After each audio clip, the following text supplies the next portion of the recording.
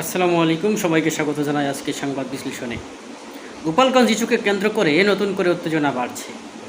এখানে 4 জনের হত্যাকে তারা গণহত্যা বলে চালিয়ে দিচ্ছে। বিশেষ করে আওয়ামী লীগ গত জুলাইয়ে যে 1400 মানুষকে হত্যা করেছে শেখ হাসিনা, সেখানে তাদের অন্তর কেঁপে উঠল না।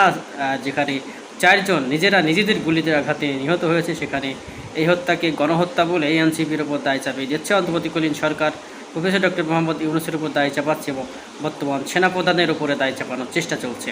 যদিও বর্তমান সেনাপ্রধান আওয়ামী লীগের পক্ষেই তিনি কাজ করে যান, অর্থাৎ আওয়ামী লীগ যেন আবারও নতুন করে রাজনীতিতে ফিরে আসে সেজন্য চেষ্টা করেন, কিন্তু সেই সেনাপ্রধানকেও ছাড় দেননি আওয়ামী লীগের সমর্থকেরা। তাহলে সেনাপ্রধানের এখন ভাবা উচিত যে তিনি কাদের পক্ষ নিয়ে কাজ করেন।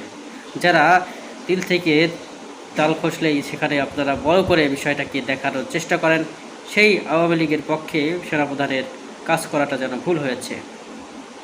ওদিকে প্রফেসর ডক্টর মোহাম্মদ ইউনূস যেখানে সবার সুন্দরভাবে বসবাসের জন্য একটি সুন্দর বাংলাদেশ গড়ার জন্য চেষ্টা চালাচ্ছেন, সেখানে তাকে বিভিন্নভাবে বাধার সম্মুখীন করছে আওয়ামী লীগ বিএনপি দুই দলই। বিএনপি বিভিন্ন জায়গায় চাঁদাবাজি সহ বিভিন্ন কর্মকাণ্ড করে শিরোনাম এসেছে, তারা পত্রিকার প্রতিদিন পত্রিকা খুললে বিভিন্ন জায়গায় বিএনপির চাঁদাবাজি নিয়ে কথা উঠছে। এটি বিএনপির ইমেজকে ক্ষুণ্ণ করছে। সামনের নির্বাচনে বিএনপি নিরঙ্কুশ সংখ্যাগরিষ্ঠতায় জয়লাভ করতো এমনিতেই, এত কিছুর প্রয়োজন ছিল না।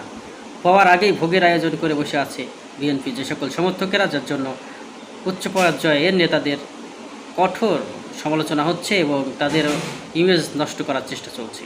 এটি যদি জনাব তারেক রহমান লাগাম টেনে না ধরেন, তাহলে বিএনপির ভবিষ্যৎ অত্যন্ত খারাপ।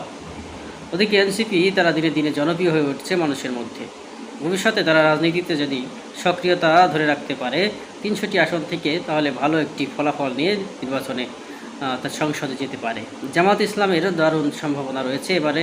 জামাত ইসলাম আজকে বিশাল এক জনসভার আয়োজন করছে, সেখানে উপস্থিত হয়েছে লক্ষ লক্ষ জনতা এবং তারা বার্তা দিচ্ছে যে সামনের দিনে নির্বাচনে তারাই জয়লাভ করবে। কী মনে হয় আপনাদের? অবশ্যই কমেন্ট বক্সে জানাবেন।